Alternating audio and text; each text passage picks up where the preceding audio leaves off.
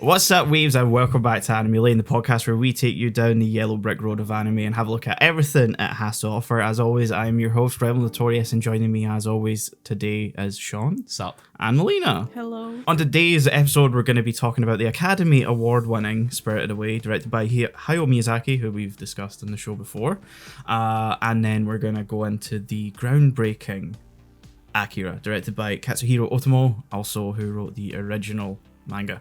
So yeah, where do we want to start? I think we've discussed introducing a new part of the show where at the end of each discussion we'll rate the movies we're watching. I think just to kind of add a bit of opinion. Yeah. Opinion. Well, it's entirely opinion if you listen to these episodes. But like more of a kind of a conclusive point to each film we're talking. So I think a good way to do a final thoughts. Yeah. So I think just before we get into all of them, we've just finished the Gundam movies, and since it's three separate films, in the interest of kind of tying that all together, how would you rate each of the films, and then how would you rate the whole story? That's tie a it all up. question. The first one I would rate. We're going based on vibes, by the way. This isn't like a professional. Yeah, I mean. You'll probably have some sort of justification of why you knock points off. Yeah. We'll be doing it out of 10, just for clarification. We're not going to be like Metacritic where it's like out of 100. Oh god, no. I think for the first one, going with my gut, I'd say like a 5 out of 10. Yeah. Like, and by that, it's purely just like an okay. Yeah. It's not It's fine, terrible. It's not super fantastic. It's just meh. Yeah. I agree. Do we want to just do this one by person, or do we want to go for one each movie? Well, yeah, let's go one each movie. I'd give the first one a 6 out of 10. I don't know if I say that because I've seen the TV series, so I sort of know what it's aiming for. It's still very much the first act of a whole story, and is very long in that regard. But I see where it's aiming, so I think I'm a little bit higher in my rating for that. I think a 5 is accurate, but I'm leaning toward, but like between 4 and 5, but more on the 5 side. So Yeah. if there's a comma, like 4.8 for me. I was tempted to go hate like this. a 5 or a 6, but more on the 5 side, yeah. Yeah. Okay, we can do 0.5s, but I'm not getting into 0.8s and That's too much. We're basically doing an out of 100 at that point. Yeah. And we just said we weren't doing that. Yeah. So the second movie, Soldiers of Sorrow. That would be I'd be like a 7, I'd say. I'd probably say like a 7. I think if the second act, the second half of the film didn't kind of drag as much, I think it'd maybe be a 7.5, maybe an 8. Yeah. But yeah, as it stands, it's a 7. I think for me, I think a 5 as well. It's a pacing that really bothered me, so I really struggled to get through it in one sitting. And I that's mean, something that's I just find fair. a I get shame. that, Yeah. Like it was very hard to do it in one sitting for me. Maybe Yeah, it's yeah. because I watched it like in the evening that I was Yeah. like, I just have to stop because I want to pay attention. I want to understand, so I don't just want to mindlessly get through it. I get that. Yeah. So Encounters in Space. I would give that an 8. An 8. Yeah. Just like at that point, it's all in for the action, and I love it. Having now There's read good character moments as Yeah. well. Oh, for sure. That action is what alleviates it to an 8 for me. Yeah, I think now having read The Men Who Created Gundam, and like I knew that they changed some stuff in the final film, but I didn't realize that they basically reanimated most of it. Because at the point the original series was airing, Yasuhiko Yoshikazu, the character designer and animation director, was in hospital. So they were basically just scrambling to get, episodes finished and out and all that. And so when it came to the movies, it meant that he could go back and sort of clean it all up and change stuff to sort of better reflect the underlying stuff. So like Char and Lala's relationship. In the original scene where they're sitting on the couch watching a battle or the news or whatever the fuck they're watching, he's like in his uniform, he has his mask on, they're a bit more farther apart. But then in the movie, as we see, he's got his mask off. They're a bit more intimate, More informal. Yeah, and so it gives you the more sort of better hint that they be fucking. Maybe fucking indeed. Which was something that Shuichi Ikeda Char's voice actor like burst into Tomino's office during a voice recording session, was like, "They be fucking." And he was like, "They be fucking." They should fuck. and he was like, yeah, that really helped inform his performance of like that scene and sort of their character relationship. So Nice. I think knowing just how much was changed to better, bring a conclusion to the series, I think maybe an 8.5 for me. I think a 7. It's the best Yeah, one out yeah. of the trilogy for sure. Yeah. Had its definitely good moments. Yeah. I don't find many flaw, but for me, it's something that is not something of interest necessarily. Yeah, I was so gonna say I don't find sci-fi is myself, not your. No. So I understand liking it more than I would, but it's just not particularly for me. Yeah, like Yeah, I'm yeah, not. I'm yeah. not gonna give you shit for No, getting that low exactly. score. Like it's all subjective, and Yeah. if you're not of the disposition to really enjoy sci-fi to the same degree as me or Shaun, Yeah. I can get where 7 would come from. Yeah, actually, another correction. In regards to What did you fuck up this to time? Gundam, I'm gonna have to pull my notes out. I keep saying you fuck up like we don't make fuck ups. We don't know anything. Yeah. This is But I my feel- fuck up. I feel really bad saying your fuck up all the time. But it is my fuck up because when I was giving the history lesson of Gundam, I mentioned that the toy line was failing, and that was why the series, part of the reason why the series was cancelled. And it turns out that's an entire myth. Oh. It's just not true. Because like I mentioned, I read The Men Who Created Gundam, which is very funny, but also highly informative to the sort of not just like sort of backstory of the show, but the sort of cultural context of the time that it was coming out, and sort of like it was just on the precipice of the anime boom and was like the tipping factor that's really started otaku culture and all this sort of stuff. And so in there they've got like essays and stuff as well in between some of the chapters, and one of them is basically covering this myth that the toy line was failing, and it turns out, like I said, total fabrication, because 1979 was one of the original toy producer Clover's best financial years, and it was almost entirely based on the Gundam toy line, because the series cancellation was announced and fans rushed out to buy the set. Now this was a toy set because it didn't look like the Gundam. It had small changes to be a toy. Yeah. And it was more of a premium priced item. So yeah, ended up, that's just a total lie. Don't know why that sort of Circulated. yeah.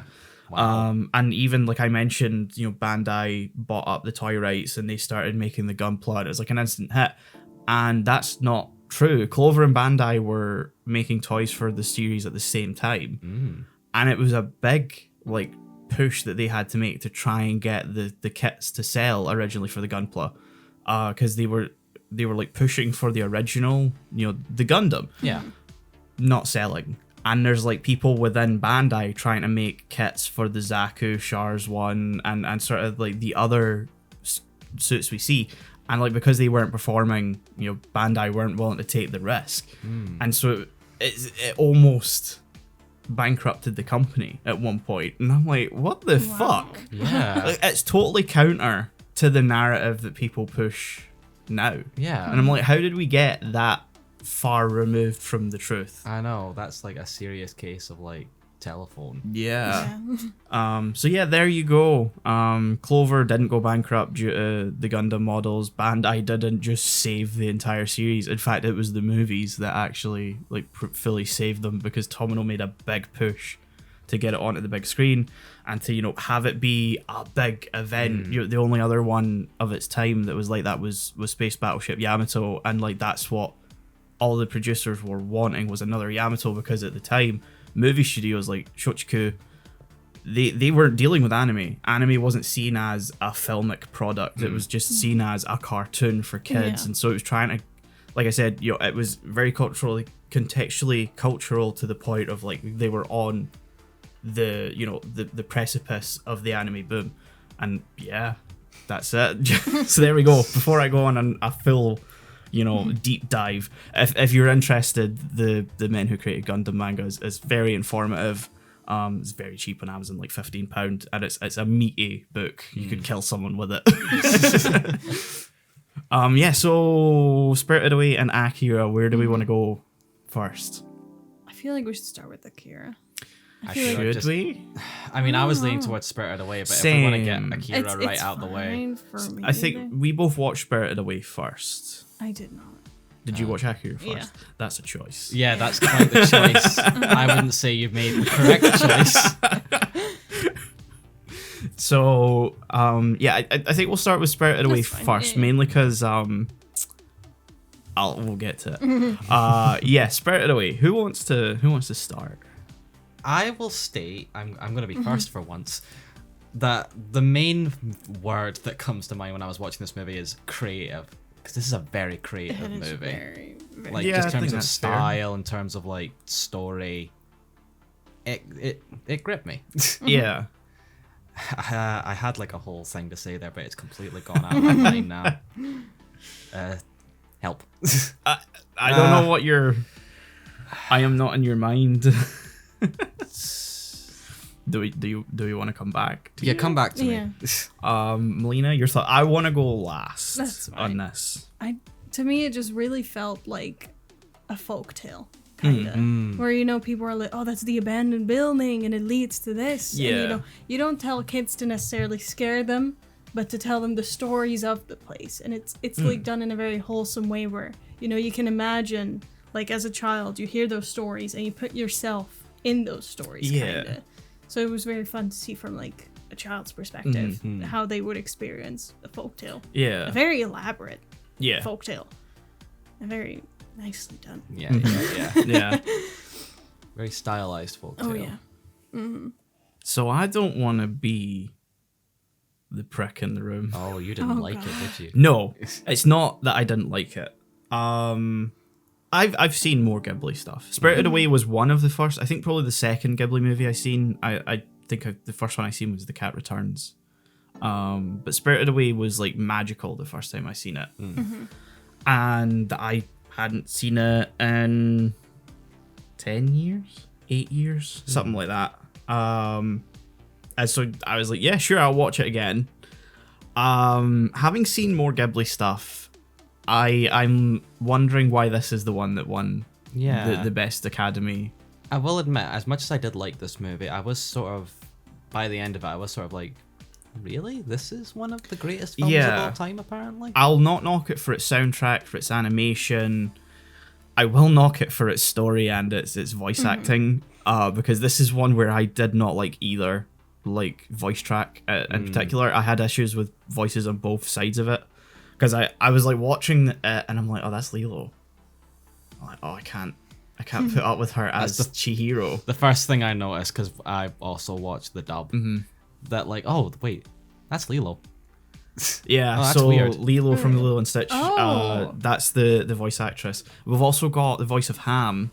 Yes. He's in it as the assistant manager, like the hotel. I just remember this one scene where he's like sort of dancing when No Face is giving Yeah. off like the gold, and you can Oh, very yeah, clearly yeah. tell it's like Ratzenberger or something. Bob Bergman, I think, is Ham, but No, you're right 'cause that Ratzenberger is also in this. Yeah, but because is he like the voice of Squidward or something? Because I know the voice of Squidward's in this movie is the foreman. I think so. I think you're right. Yeah, because a lot of this cast has been in Disney or Pixar movies. Yeah. I just knew it was Squidward because he at one point in his line he goes full Squidward, Yeah. and I was like, oh, it's him. Yeah, because you've got Bob Bergman and John Ratzenberger. Ratzenberger. Yeah, I think that's his Yeah, name. because I guess contextually is that, when it won Best Academy Award for Animated Picture, I think it was Disney that picked it up. Yeah, because I did look this up.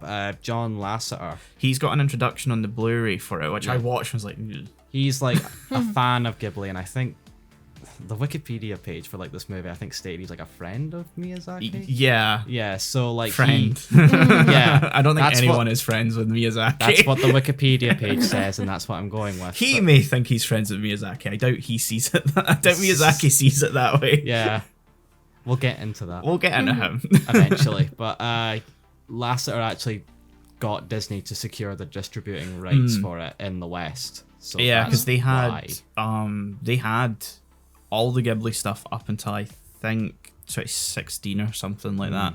And then I think it was when they finally kind of shuttered Buena Vista. Like it wasn't Buena Vista for years, but like officially, you know, still in an operational capacity. And then I think they kind of shuttered that. And Ghibli's now with G Kids in America, but we are still Studio Canal as far as I'm aware. But yeah, so whenever we watch the dub, it'll either be big stars or very noticeably Disney Pixar voice actors. And so yeah, when I was watching it, I was like, I don't dislike Lilo's voice, but I didn't think it fit Chihiro. And so I jumped to the Japanese and I'm like, this works a little bit more. And then Haku started talking. I'm like, oh, for fuck's sake. Haku's voice for me in Japanese doesn't work, but his English voice does work. Yeah, like his English voice. I don't know who voices him in the English. I'm not 100% sure. Like I know, but his voice does seem to fit. Strangely enough, when it's like a sort of deepish voice coming out of definitely a child. He's got a much higher pitched voice in the Japanese compared to the English dub. Because I watched the Japanese version, and in the beginning I thought it was a girl, because his voice is fair. very feminine. Yeah, that's fair. Yeah. And you know, he has like a true, like kind of like a bob style haircut, so I was convinced he was a girl. For a split second before he started talking, I was like, is that a girl? Or... Yeah. But, they don't really make it clear, not that it's a problem or anything. It was just kind of confusing in the beginning because they don't mention it, and because it's a very feminine voice. Yeah. It was just weird. Yeah. Then you've got Master Haku as like one of the workers, like Haku-sama in the Japanese version. Yeah. Yeah. It's very in the Japanese one. There's no like gender identification of like that as a guy until I guess maybe Chihiro refers to him as he at some point in the subtitles. I think so, yeah. So I can see how you thought, you know, girl. Yeah. That's not that fair. it mattered to the No, story that's at all. Really. I mean, it would have made for a very different impact in Japan if Haku was a girl. Going by like how those two characters end up in the end. The whole love story thing between them. Yeah.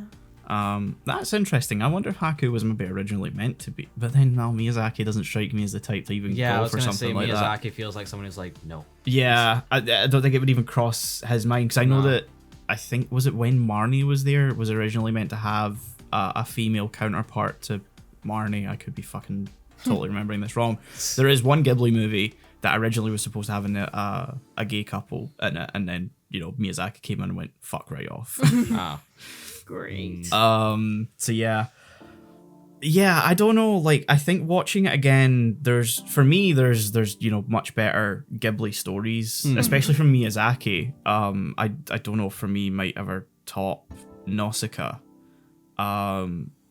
Animation wise, yeah, it is phenomenal, and just the overall creative design is fantastic. There's so much flair in every like single frame. I sort of had this thought in my head that like, there's the phrase every frame a painting, but this movie is like the archetype of that phrase. Yes, it's very densely packed with almost in a similar vein as Akira, but Akira does it in a much different like capacity. We'll get into this when we talk about it, but for Akira, I was thinking more like, if I turned off the sound, you could probably get the story just as well, which goes into other things. Which we'll get into that, yes. But I think, you know, I was mesmerized by what was going on screen, not so much what was going on in the story this time, to the point that you could tell me anything happened in that movie and I'd probably be like, sure. Probably. Yeah, sounds about right. Can't believe Chihiro killed them all in the end. I could have been like, sure, yeah, Probably. I guess.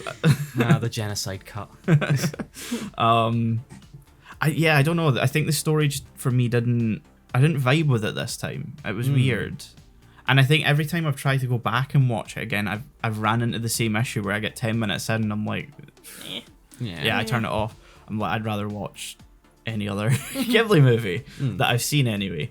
I haven't seen Tales for Earthsea, so, you know, we'll get there. Which was directed by his son and is apparently not very good. We'll get there. So yeah, that's why I wanted to go last, because like I don't want to be negative about the movie, because there's a lot to love about it. You know, like I said, the animation, the soundtrack by Joe Hisashi, it's phenomenal. You know, he's been working with Miyazaki since Nausicaa, and just adds so much to Miyazaki's movies, and a lot of the emotional weight really comes from the soundtrack. I think for me anyway. And yeah, I don't know what else to say about it personally.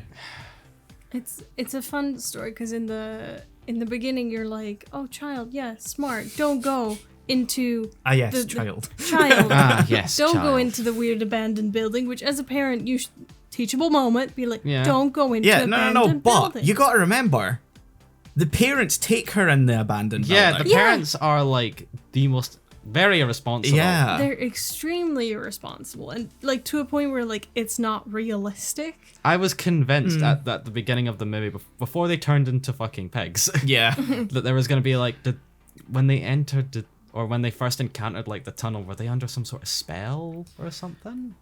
I'm not 100% sure, because when they exit at the end of the movie, they're in the same place, but the building doesn't look the same.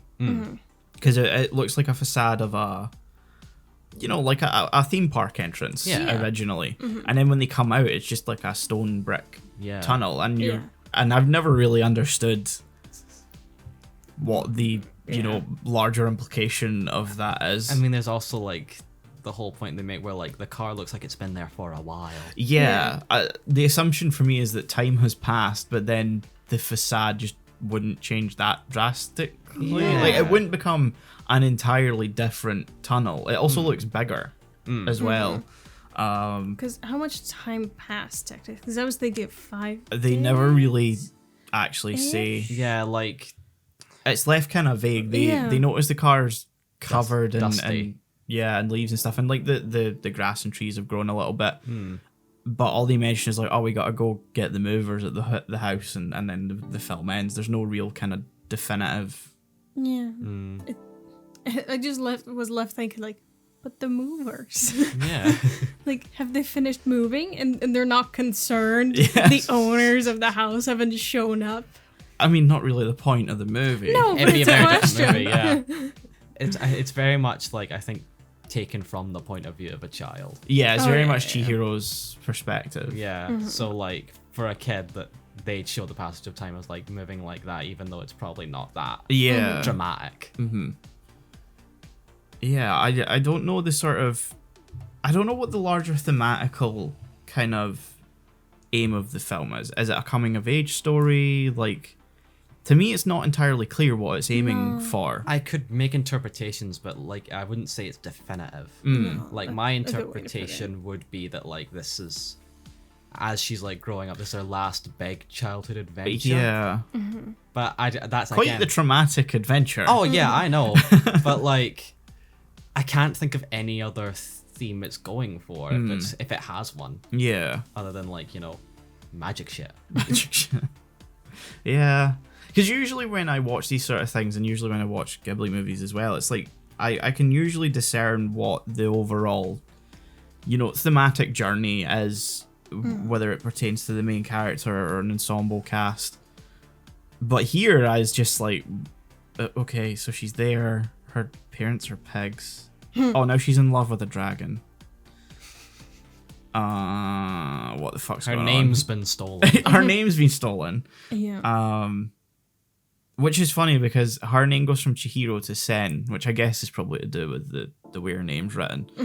And then Haku is Kohaku. Yeah. Yeah. As soon as they revealed it, I was like, well, that's not very creative. I feel like Yeah, he could have yeah. figured Like- that out on his own. Yeah, Like there's you had not... two distinct names for Chihiro, but like Haku just gets like the first part of his name just cut. Yeah. And I The felt witch like... wasn't being very was being very lazy that day Yeah. when she wrote his contract. I'll just take this part. I guess it just must be written with two characters, Ko and Haku. And I guess you can't really derive too much from it. But, like, surely there's another reading of Haku. Because, Oh, like, yeah. every Japanese character usually has more than one way of being pronounced. Whenever I think of stuff like that, I always remember the scene from Death Note.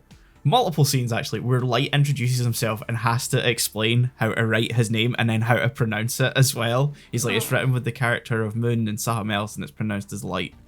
There you go. It's not Moon something. Yeah, that always... Because I'm sitting there, I'm like, who the fuck is Haku?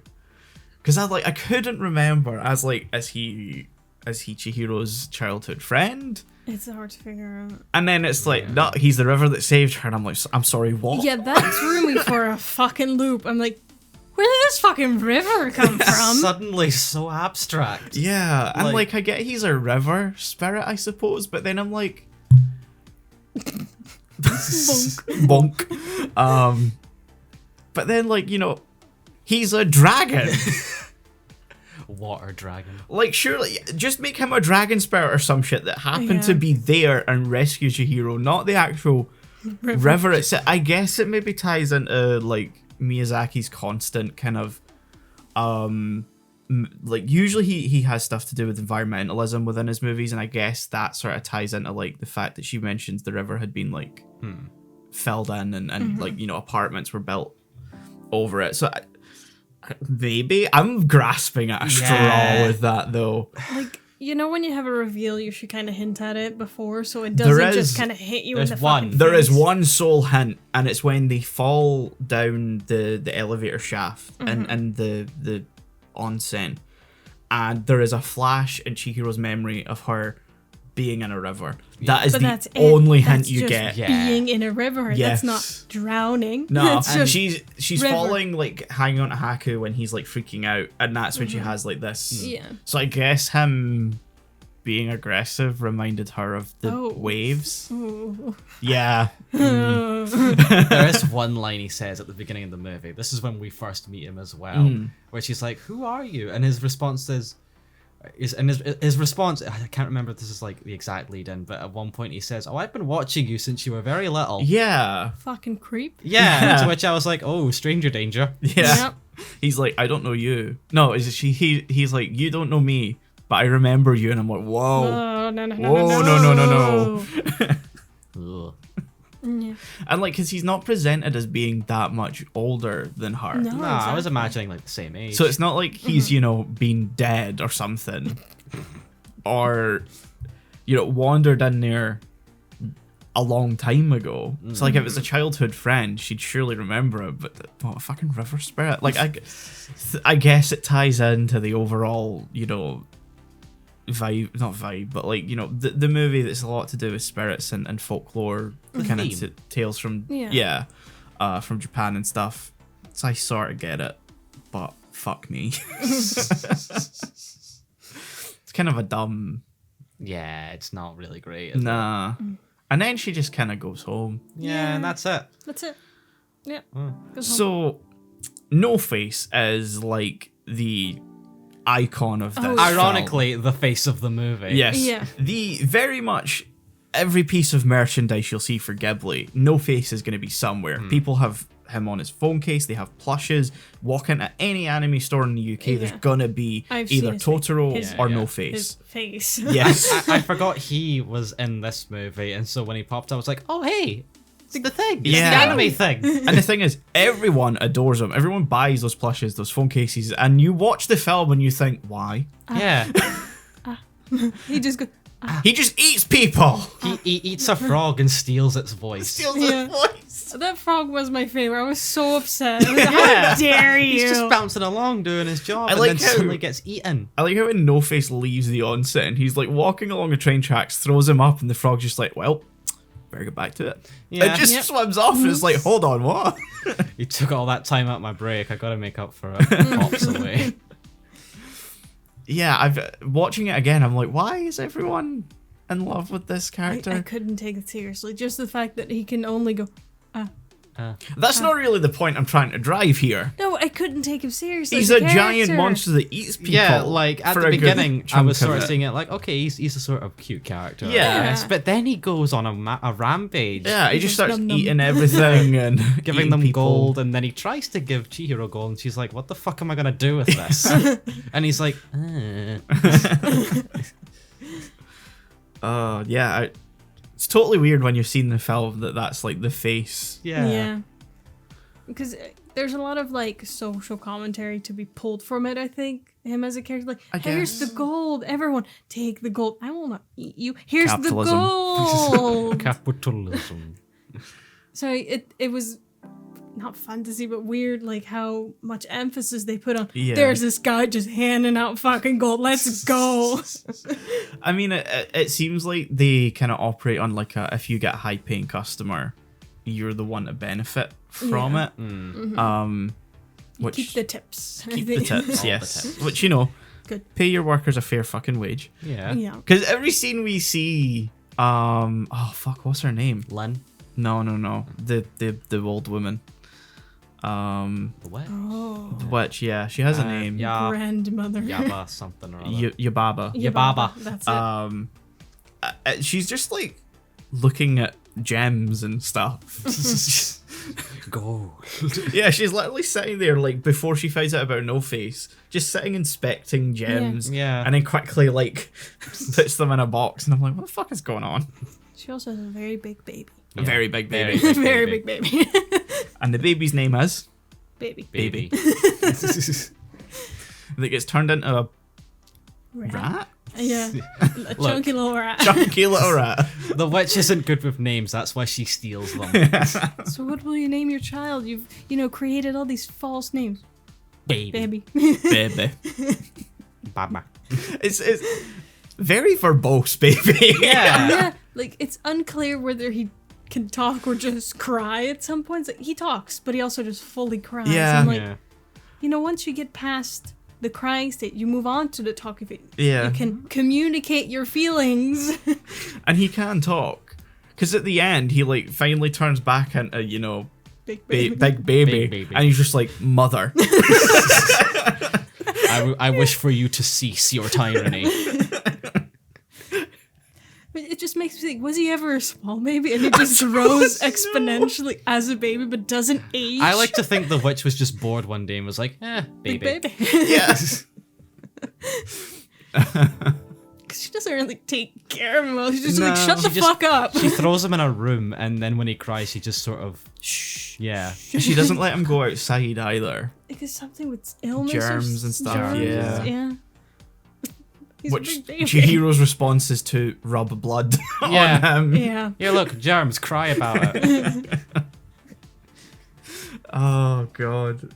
That is a very realistic response for like a 10-year-old. Yeah, Yeah. it is. Oh, I have blood in my hand. Here, lick Take- it. Like she tries to like sort of be like, can you just let me go, please? And the baby is like, no. So she's like, all right, fine, fuck it. Here's germs. I totally expect that she didn't have blood in her hand to just look at her palm and go, ugh. You just spit on it Yeah. and blah. Yeah.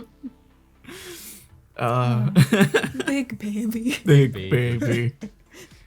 I have to, like, you had the big baby which turned into a rat, and then also you had the fly, Yeah. which made the sound of a mosquito, and I hated it. Yeah, it looked like a little crow. Yeah, like a tiny, tiny crow. Yeah. And it was carrying the big baby rat, which is now small chunky rat. Ratus. Yeah, but it was carrying that, and it didn't sound like it sounded like a mosquito. And I Yeah. suppose maybe he's mosquito sized, but boy, is that bothersome to me. Big chungus. Chunky baby. But it was a nice experience. I do think that when you do watch it multiple times, it does get old. Oh Yeah. yeah, Quick. absolutely. But for a first time watch, it's an experience. Yeah. I There's- can't imagine watching it like more than maybe one or two more times. Yeah. I think this is my second time watching the film. And I think the first time I fully watched it, at least, was in 2014. I think I had seen it on TV before that, but it was film for after school. So it was like, come home, it's probably like 20 minutes in, and there's like ads Yeah. constantly Yeah. throughout it. This isn't a short movie. It's not. I brought up the runtime and I'm like, oh fuck, it's 2 hours. Which was not my response to Akira either. I like pulled it up and I'm like, cool. We keep picking 2-hour movies. We do. Yeah. Which is interesting because I always think, like anime movies, like they don't go for long run times because it's not indicative to the animation process, really. And then like we keep picking 2-hour 2-hour movies, movies, and I'm yeah. like, Yeah. these aren't common. These are rare. Why? How do I keep doing this? So yeah. We talked about Big Chungus and his mosquito crow. We forgot about the 3 head boys and turning into a big baby. Yeah. Oh. I like those guys. Yeah. Yeah, they turned into Big Baby when Big Baby was Chunky Yes. Rat, and the mother didn't notice. We could make a musical artist and an album from these. Chunky rat. Like I that was like a big point of the ending. You didn't even notice your big baby was gone, lady. Like, well, it's a big baby. Like, it was known to cry about shit. Yeah. As long as it cries about shit, no parent's gonna be like, "Oh, it's not my big baby." Yeah, like, and the time we see her interact with him, he never speaks. It's only when he, like, arrives again, he's like, "Mother, I wish you to cease this tyranny of Chihiro, my friend." All right. She's like, "A bet's a bet, motherfucker." Yeah, but I want to. And then, like, the onsen just cheers when Chihiro gets it right, and I'm like, didn't you all hate her for being a human? Yeah, you had Yeah. this whole thing. Like, ew, you smell like human. There was a lot of human racism. Oh, there Yeah. was. Even from the characters that looked very human. Yeah, I Yeah. was like looking at Lynn, and like there's a lot of the sort of onsen workers are definably not human. Yeah. There's like frog spirits. Not just that, but even the ones that look vaguely human, they're Circular got eyebrows. it's the eyebrows that get it Yeah. away because it's like there's a certain Japanese like spirit thing, I think related to an animal. Yeah. But very definably still not, human. But then you Yeah. have Lynn, Who is who straight is up human. definitely a Yeah. human. Yeah. Like, she is adult woman. Yes. Yeah, like they walk up to her and, "You smell like human." I'm like, well. Well. Yeah, she's It's just kind like, of don't a get, human trait. Yeah. don't get your human smell on me. I was like, bitch, you are. Yeah. Yeah. You Like are when she human. walks into the boiler room, she's like, "Oh my god, a human!" And I'm like, "Have you looked in the mirror?"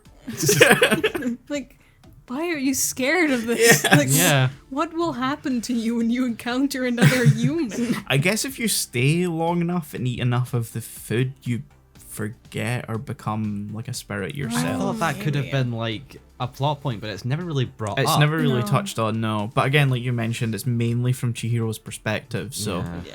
I guess a lot of that stuff is just kind of Glossed it's over. not an excuse for brushing over stuff like that. Yeah, but if that's like the style the movie's going Yeah. for, then you can sort of forgive it a little more. I think Penguin Highway did this better though, oh yeah, Oh, absolutely. for sure. where it was all from a child's perspective, but there were childlike explanations Yeah, for everything. like they went more clear on that. This is from his perspective. Yeah, and whereas Chihiro, it's like she either doesn't care, she's just like that, don't care, I Don't do not care, I still don't care video.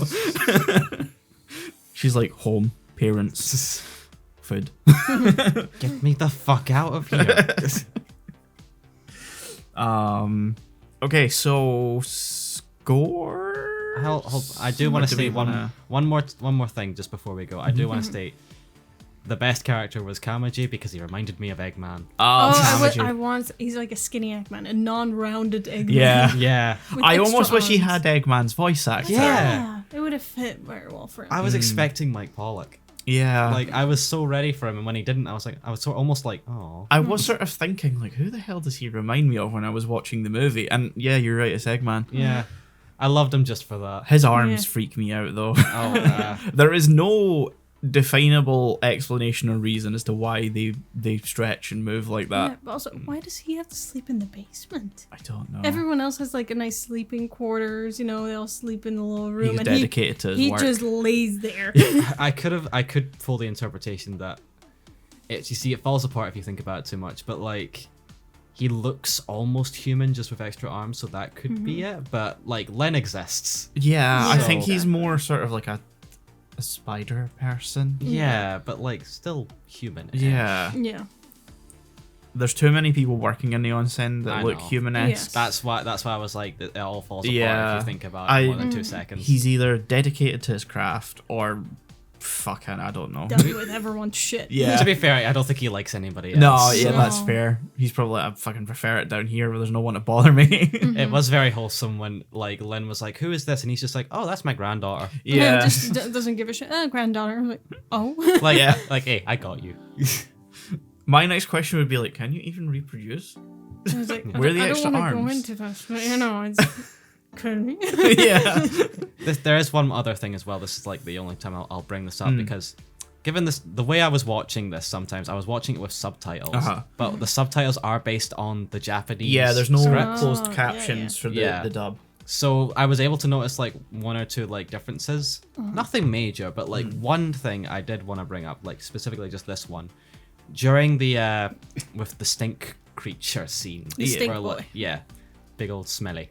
But in like the bath, like when Lynn comes to help, this just fascinates me. In the dub, she specifically says, "Oh, I've come here to help you." But in like the subs, like she actually states, "Oh, I asked Kamaji for help, and he's sending the best water, and I've come to help too." That's probably a lip sync issue. Probably, yeah. I Oh, just thought yeah. it was like fascinating that like, oh, this is an extra detail they didn't go into in the dub for some Yeah, reason. because it's an interesting thing where sometimes Japanese can take a lot longer to say something really simple, but it can also take way quicker to say something extremely Yeah. complex. I did think it was something along those Yeah, lines. so it's probably just been like an ADR issue Yeah. where like they've tried to match the flaps and Yeah. uh, There are other small things, but there's nothing really worth a talking lot of it about. was like very just small, like yeah, that'll be to do with There's sentence restructure, Yeah. like Yeah, a scene, but exactly. past that, yeah. I have some notes, but like nothing really noteworthy. Yeah, I picked up on a couple of small differences just when I was like, do I want to watch English or do I want to watch Japanese? And the truth is, fucking neither. I finished it in the English dub. That was the less annoying. The least aggravating. Yeah, and mainly I think it's I don't know if it's the Blu-ray or if it's just like an issue with the audio itself. The sound mixing for the Japanese version is just a bit odd to me. I don't know if it's any different on Netflix, but on the Blu-ray, like Wouldn't know. the sounds just, yeah, I don't know, they didn't sound right. Huh. And like they're both 5.1, so it's not like, you know, stereo surround thing. yeah. It's like they're the same, so I don't know why they're different. Anyway, so yeah, scores. Scores. I will give this a 7.5, I'd say. I think it's solid 7.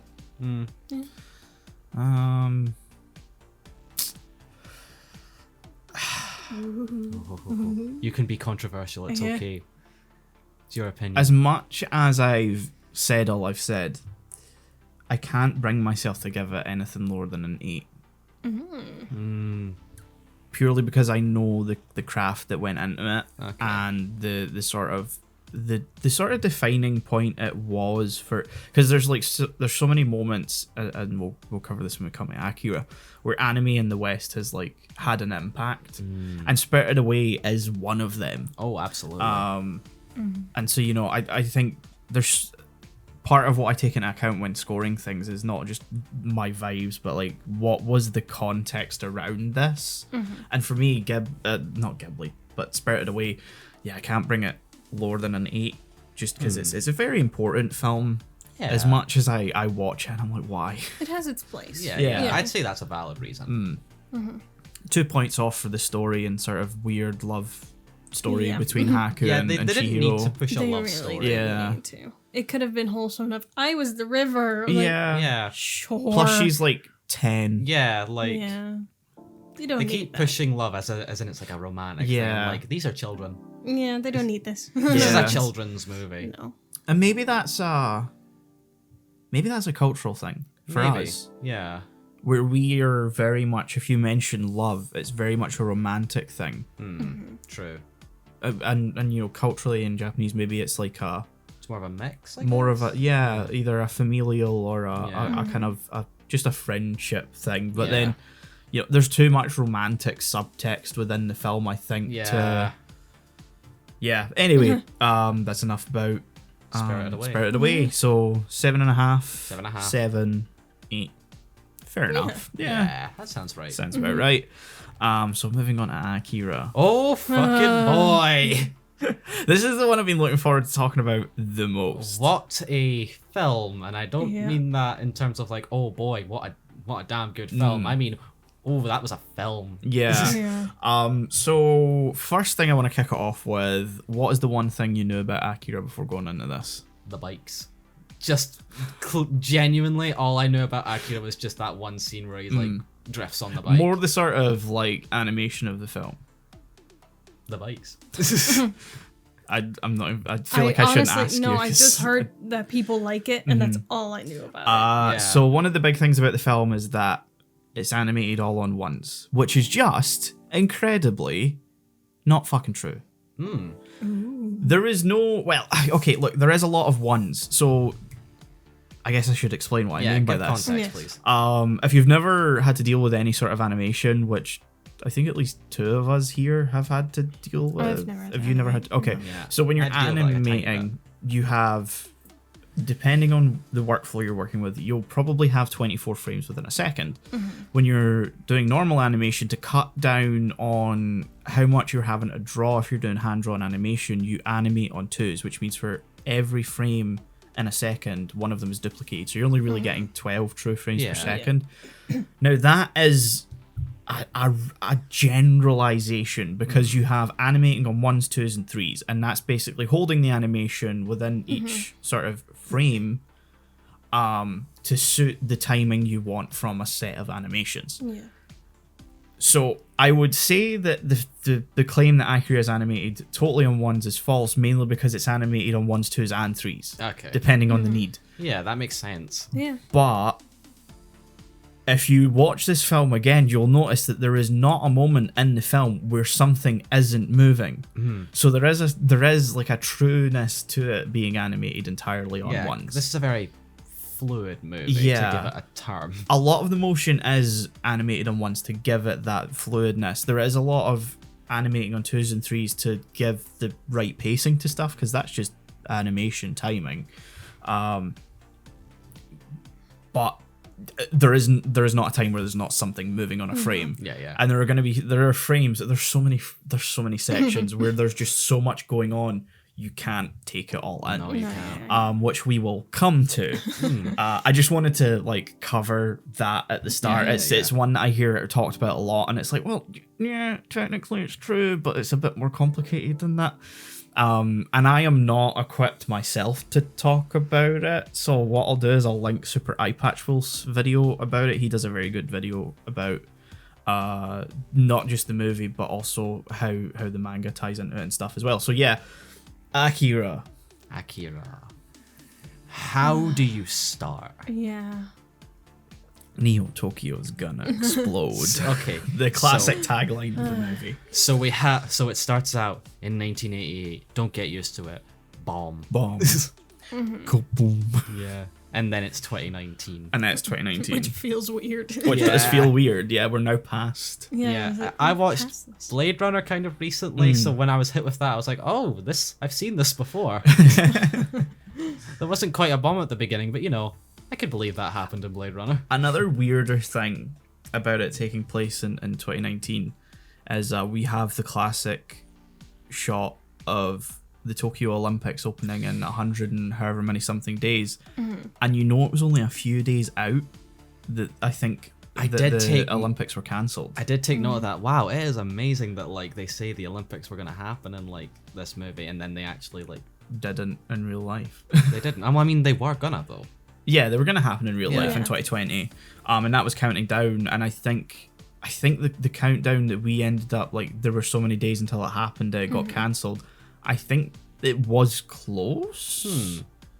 I could be wrong about that, because that sounds a bit weird now that I say it, because COVID was March and the Olympics would have been July. Yeah. But yeah, basically it come to pass that the 2020 Olympics didn't happen. Yeah. Which was interesting. It's always interesting watching Oh, this yeah. film now Yeah. and seeing that and thinking, Ha. huh. Wow. Should have taken some notes. Yeah. You know. This film sort of becomes something else partway through, doesn't it? Yeah. Yeah. It does. It definitely feels like it has two parts Yeah. to me. Like, you know, you have 3 acts, but I feel like it's definitely a 2-parter. Yeah, which is a good way because I watched it like sort of in 2 settings, like on the same day. But I watched the first 40 minutes. Then because of the way my schedule usually works at like night, I watched it again like a couple hours later. And oh boy, you start right at the point where it becomes a different movie. exactly, because those first 40 minutes I sort of described them as this is a cyberpunk movie that really focuses on the punk angle. Yeah. Like more so than like the cyber-esque. Yeah, stuff. it definitely puts the punk into cyberpunk. Exactly. And then after that, they go full on into. How would you describe Akira? Like not the movie, the actual what Akira is in the movie. You mean like the concept? Yes. It's a loaded concept. For Oh, sure. it's a loaded concept.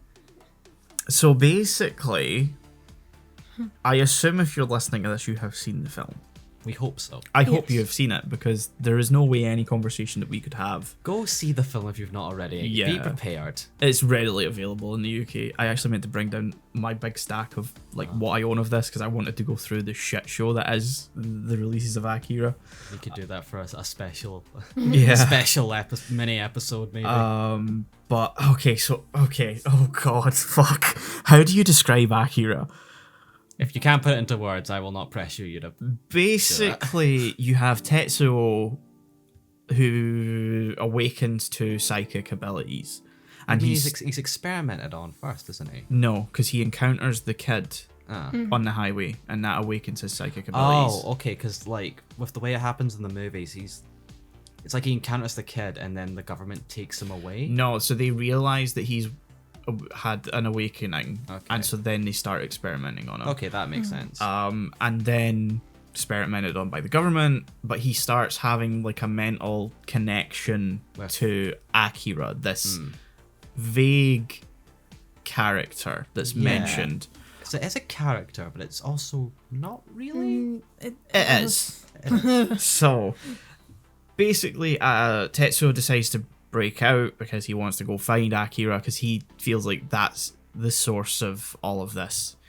Basically, cue 90 minutes going by, and underneath the Tokyo Olympic Stadium is a research facility that is housing Akira, or what is left of him, at least. Because he was so psychically powerful that he is what caused the detonation that we see at the beginning of the film. Yeah. Which I was watching the film and I'm like, please tell me they make this clear that that's not a nuclear blast, because it obviously at the beginning of the movie that's what you're led to believe it is. And the film contextually makes that so until they mention that that's not true. It was Akira. Yeah. And then basically all that's left is like different bits of Akira, and then Tetsuo gets a bit funky Goes fucking apeshit. and goes to a different universe with Akira He sort of and the 3 kids. ascends at the end. Yeah. They create a new universe, I think, and go there. It's very unclear. Yeah. Or is it clear and I'm just not getting it? I feel like that's where I'm at.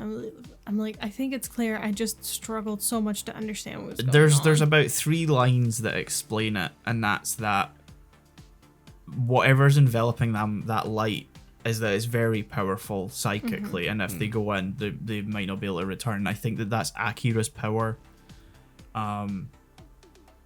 being fully unleashed, and then it takes, so the 3 kids go in, because there's like psychic kids throughout the movie. They go in to rescue Canada. Oh, Canada. I'll admit it took me until like halfway through that movie for that joke to actually like hit my head, and then I couldn't stop unhearing it. Yeah. He wears like he's in all red as well. Yeah. That's the funny thing. Yeah. So they go in to like get Canada out, because like they say, he's kind of just a standby, a bystander in Yeah. this. He's sort of involved, but You could argue that he's not really like the main character, even though. Well, that's an interesting thing I'm going to come to. Oh. Basically, they then go in, and as the three of them plus Tetsuo, I think they sort of control the power and go to another universe or create a new universe that they then house the power in because it's not stable enough for this universe. And that is like 3 lines of dialogue within the subtitles that carry that explanation. But it's interesting that you mentioned that Canada doesn't feel like the main character, because the manga does not have one set main character. And so it's only the movie that Otomo decided, obviously, you need a focal point. Yeah, and you need that's- like a protagonist. Yeah, and so that's Canada and Tetsuo, although obviously Tetsuo becomes the antagonist later. But that's why Canada feels a little underdeveloped. Yeah. He's pretty much there to just be the comic relief in the manga and then fire laser beams. And hit on K. And hit on K, yes. Who you kept spelling K-E-Y when the subtitles are very clearly K-E-I. On Netflix, they were spelled like K-A-Y. Oh, fucking hell. Oh, how do you get it I was that about to say, wrong? I think Yeah. it's spelled like that. I wasn't being wrong there. That was just what. Why was they shown to rendered me. it like that then? It's K-E-I. Because it's very much a Japanese name. Yeah, that sounded a lot more Japanese. I mean, the first time I saw K, I was like, that doesn't seem like a real. Because the funny thing real is name. it's not even K. It's like K. It's got a weird sort of inflection at the end because of the I, which when you're pronouncing it in a Scottish accent doesn't really come across, and it's hard to do it without sounding like a bit of a dick. Kai. It's not quite Kai because Kai is also a name. Yeah, it's more like K. Kai. K. Yeah, it's weird. It's hard for me to do, yeah. Yeah. It's very subtle inflection in the Japanese. So yeah, hearing that Netflix has it rendered as K-E-Y is odd. I didn't know that. Yeah. I assumed that it would be just like a consistent translation across all of the different versions. Odd. Yeah, I wonder who they've got those subtitles from then. That's interesting. I'll have to look into that. If we go on Netflix after this and it turns out I am wrong.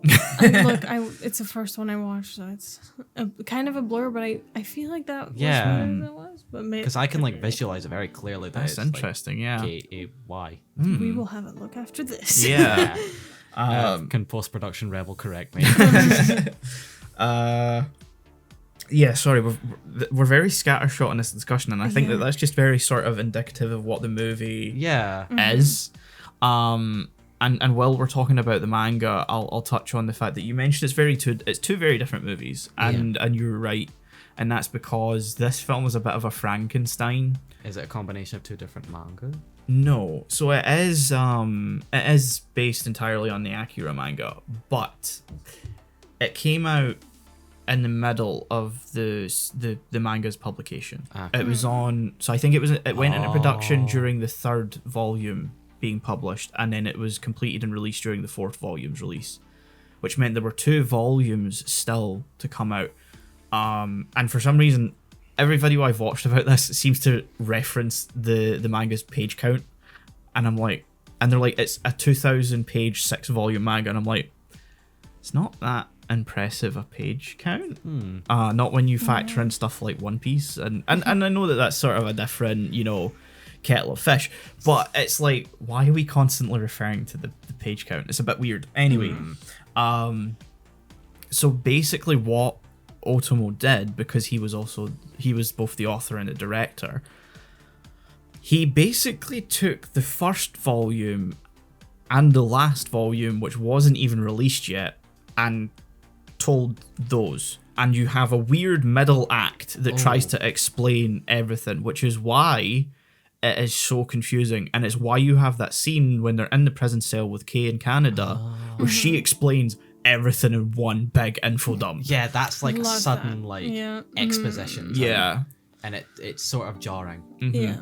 Especially when right after that, Canada just doesn't seem to have really How taken much it in you at all. got? And he's just like, how much you got? just continually trying to hit on her. And it's like, In case we've made this joke a couple of times on the podcast, in case anyone doesn't know what that means, it basically means. How would you explain it? God, I don't want to. It comes from a Tomska video, right? Yeah. Basically, it's Great like, YouTuber. Go watch. Yeah. Go watch his content videos. Like, Yeah. Videos for a series named Content. I must. Yeah, Stress. it sort of just means like they want to fuck someone. Yeah. Like, are you down? Yes, are you down to fuck? I just realized we keep making it. Yeah, and yeah. it is so specific. A Have joke. we ever explained that to you, Melina? I think once, yeah. Apologies. It was just a journey of a movie, really, Yeah. because it opens very differently than it ends, like vibe wise, tone wise, theme wise. Yeah. And I think it started strong. I mean, a lot of perverted comments. I thought a bit weird. It's the 80s. And 80s anime. Yeah. I mean, there is just one part where, for no reason whatsoever, one of the, like, Tetsuo's girlfriend shirt just yeah, gets Oh, ripped yeah. apart. yeah. Yeah. Like I saw and was like, what was the point? Oh, wait. Like, it's- I know what was scene yeah. we're talking about, and I feel like that's... Because it sort of hard cuts from that scene. Yeah. I assume that they were then going to attempt to, I mean, have their way with her. I got that, so I guess it, like, tonally it made sense. Yeah. It's just, it's not entirely needed. I know, No. it's just it's a symptom of that era of storytelling, especially when it comes to biker stuff. It always Yeah. seems to be very much like if the rival gang gets their hands on people, it's like the Yeah. women are just gonna get fucking, Oh, yeah. I think it's also sort of a weird thing that, like, I think at one part in the movie when they're in class, they state that, like, you're all under, like, 15. Yeah, this is a weird thing, but I think I tried to explain it a little bit to you as to where this comes from. Yeah, I think I know what you're about So- to get into then. Otomo was born in the 50s, so he was about 14 in the late 60s when basically not just Japan, but the world was experiencing protests and, Yeah. total shifts in cultural movements and stuff like that. And so what you had was a combination of student protests at the time from Tokyo universities to do with unpaid internships. I think specifically in the medical field. You had protests about the security treaty between the US and Japan to do with America having military bases on Japanese soil when Japan isn't even allowed their own military. Yeah. And Because they have a defense force. yeah, and then you had protests against the building of Narita Airport, at the time known as New Tokyo Airport, and also a government that was basically put in place by a foreign power and just kind of left to become its own thing. So there is so much like culturally that foundationally makes the movie that you don't need to know Yeah. to watch it, but like it sort of explains a bunch of weird stuff that happens in the film. Because, like, I will say, I thought this was a stylistic choice, but maybe now that you've explained that, maybe not. This is sort of a movie that just dumps you into the world. Yeah. And it sort of expects you to pick it up as you go. To be fair, that's definitely like a tonal choice, because having read the start of the manga, it starts very much in the same way. Okay. It pretty much, I think the only difference is that you don't have the scene leading up to them getting on the bikes. Okay. It starts with them on the bikes in the Okay. middle of driving on the highway and stuff like that. All right. So it pretty much just is just a fuck it, figure it out. Yeah, which can work. I mean, I mentioned Blade Runner already, which I'm not going to do for the whole. I'd say it's a fair comparison. Yeah, but like Blade Runner does the same thing. Like you've got that sort of text crawl at the beginning of that movie, but it really is just like, this is the world. Yeah. Watch the movie. Yeah. Yeah. It's definitely hard to describe. I understand why people like it, because like, I think the story's very good Yeah. at times.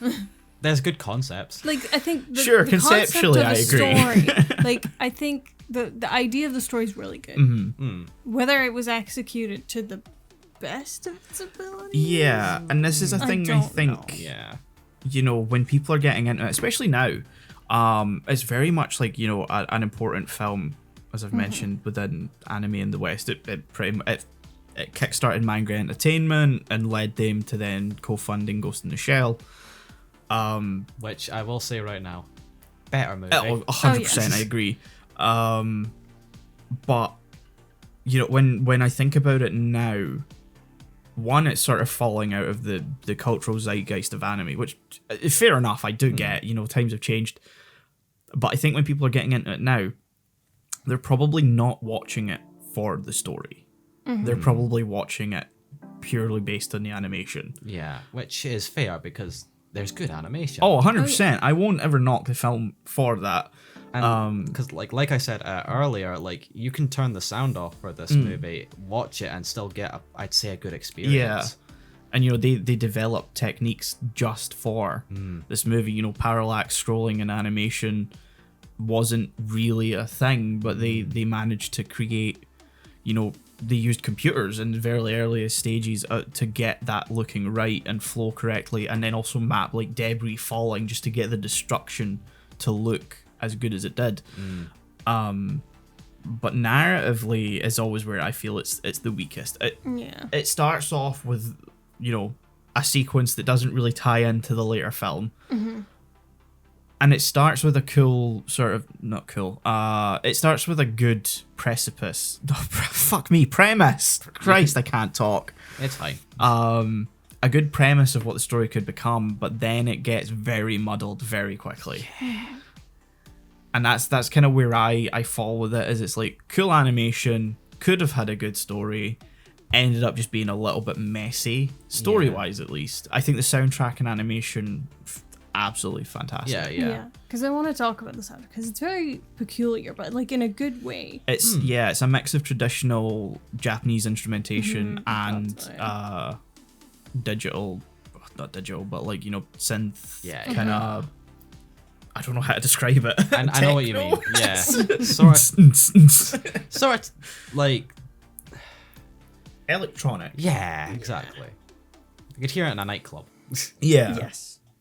Like it's the type where you first hear it and you're like, oh, that's weird. And then you're like, oh, this fucking slaps and it works. Yeah. And it's tying it together. Yeah, a lot of percussion as well that really just sort of, it adds that kind of impact to a lot of what's going on screen. Oh, yeah. Because stuff is constantly fucking hitting and this other stuff.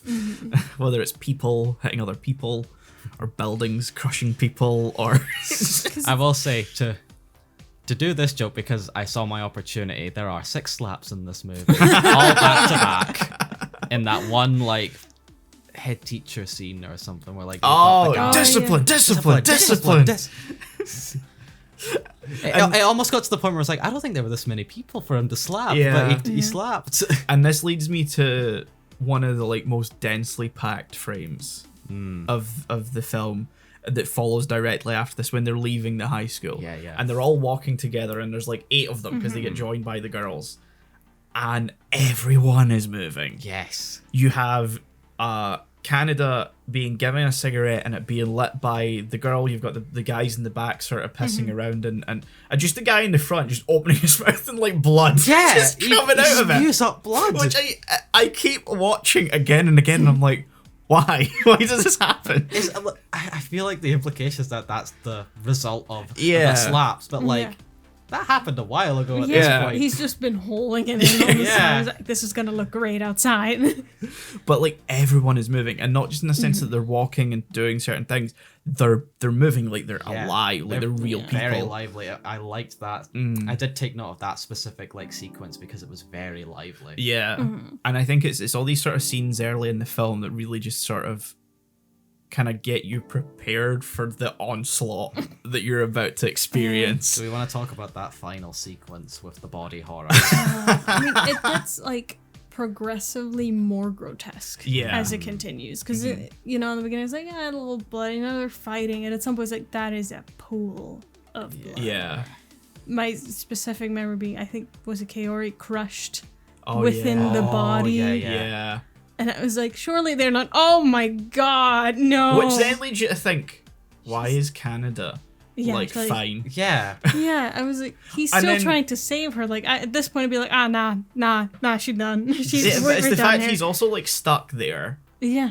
and then suddenly he's just not stuck anymore, and there's just like a shot of him standing looking at Tetsuo being sucked into the energy, and I'm like, hold How up. did you get? Yeah. Wow. Feels like we missed a scene. Yeah. Mm-hmm.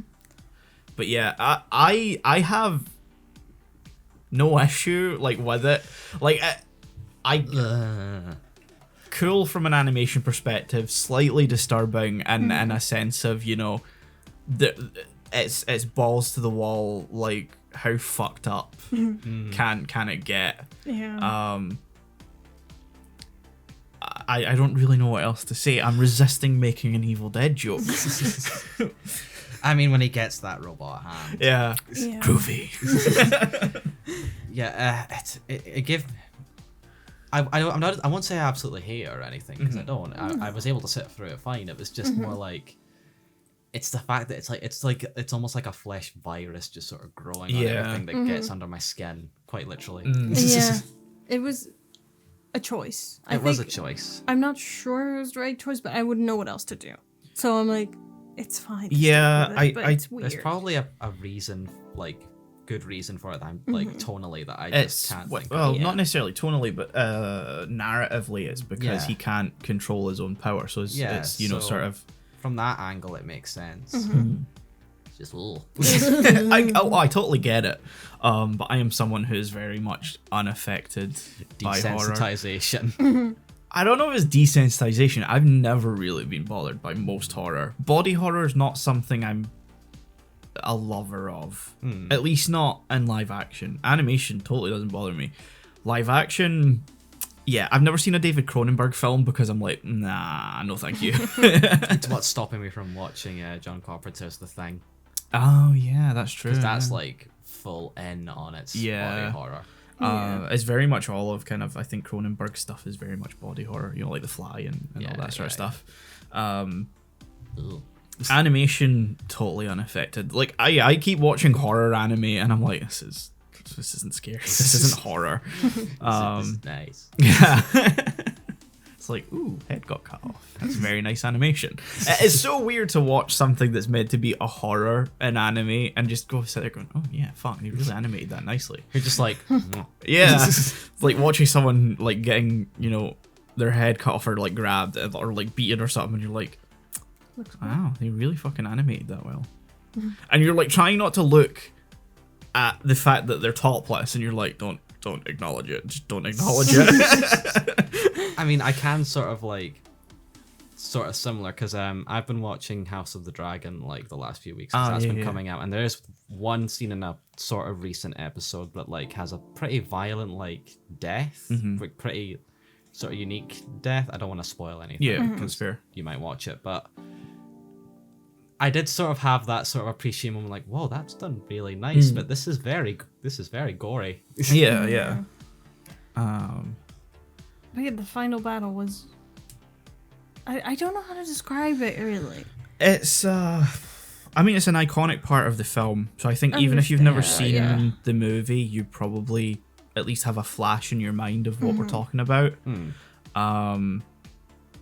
I don't really know how to talk about it because it's very much a visual piece of the film, where there's not a lot of story actually happening. There's not. It's very much a. This is a payoff to the conflict between Canada and Tetsuo, and it doesn't really go in the direction you expect it to. You know, Tetsuo doesn't come out of that triumphant. He very much, you know, is losing and then loses his friend. Yeah. Which is something that the film doesn't really have a chance to get into, but the manga does a lot, where like in the manga, Neo Tokyo's destroyed, I think, like 3 times.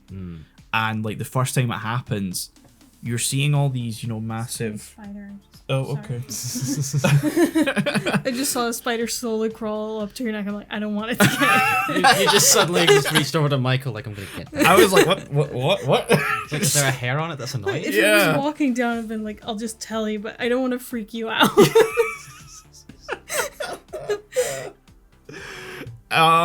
Sorry. That's cool. Let's go.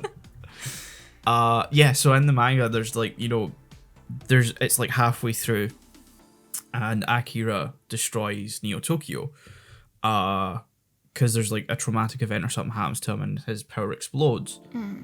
And you're seeing all these big, massive double-page spreads of like Neo Tokyo being destroyed, and I just look at it and think, I don't want to know how long it took him to draw all of that.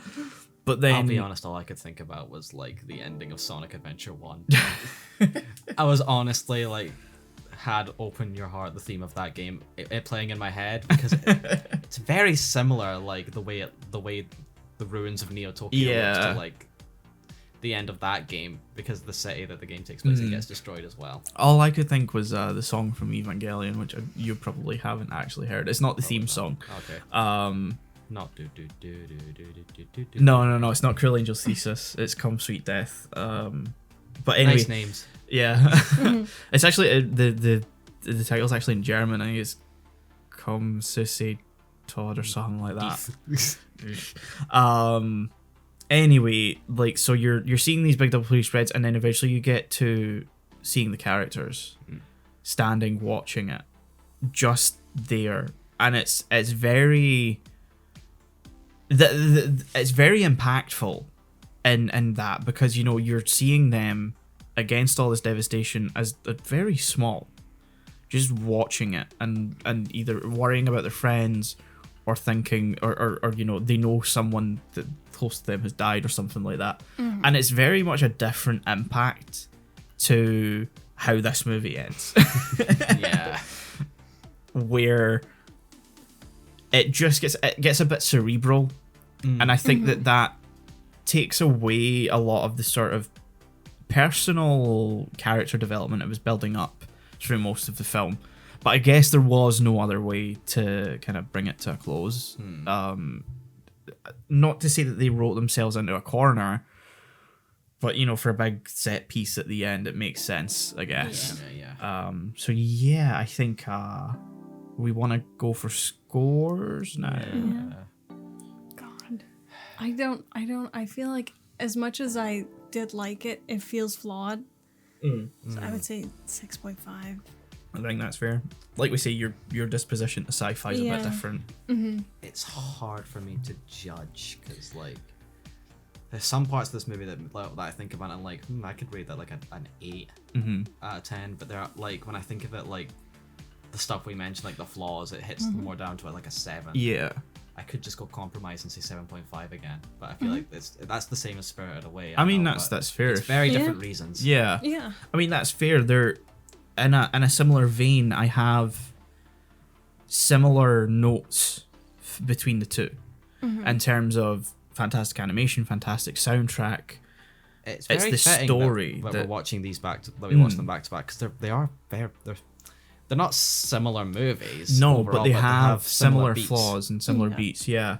For me, and once again, I know I've said all I've said about the film, but it is one that I can constantly come back to. I can constantly rewatch it, and I just fucking vibe with it.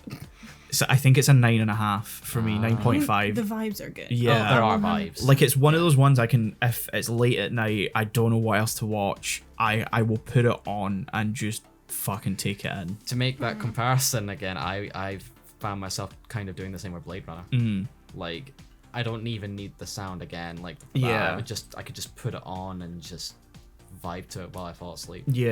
Yeah, that's, I think, similar for me with Akira. I can do the same with Ghost in the Shell, but Ghost in the Shell is one that I always want to pay attention to. I feel like a film like Ghost in the Shell, that's one you want to take in. Yeah, every time you watch if it. we're going back to Ghost in the Shell, my score for that is absolutely fucking 10 out of 10. Akira, yeah, 9.5, I think. Maybe a 9 if I'm being like brutally honest about the story. Yeah. It's not the most coherent. Yeah. Okay. So yeah, I think that Yeah. wraps that up. Yeah.